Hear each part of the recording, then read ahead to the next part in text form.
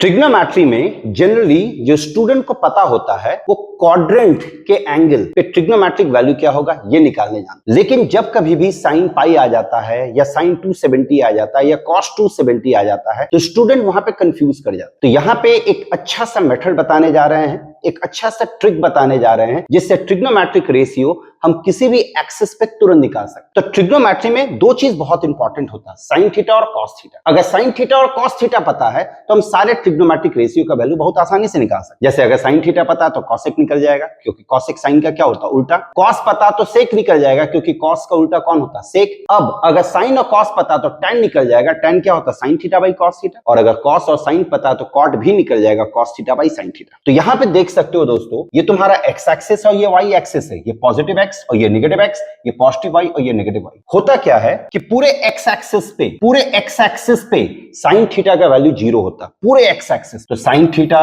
यहां पे भी 0 होगा और साइन थीटा यहां पे भी 0 होगा। जबकि कॉस थीटा जो होता है वो पॉजिटिव एक्स पे कॉस थीटा का वैल्यू होता है +1 और नेगेटिव एक्स पे कॉस थीटा का वैल्यू होता है -1। उसी तरह से पूरे y एक्सिस को अगर देखोगे, पूरे y एक्सिस को देखोगे तो y एक्सिस पे cos थीटा का वैल्यू होता है 0, y एक्सिस पे cos थीटा का वैल्यू होता है 0। जबकि sin थीटा जो होता है वो पॉजिटिव y पे, sin थीटा का वैल्यू पॉजिटिव y पे +1 होगा और sin थीटा का वैल्यू नेगेटिव y पे -1 होगा। अगर इतना पता है तो तुम फिर सारा वैल्यू निकाल सकते हो। जैसे अगर हम बात करें साइन पाई का वैल्यू, तो साइन पाई मतलब 180 डिग्री, तो 180 डिग्री क्या बनेगा जरा गौर करो। एंगल का मेजरमेंट हम पॉजिटिव एक्स एक्सिस से करते हैं, तो 180 हम किस पे आ गए नेगेटिव एक्स एक्सिस पे आ गए।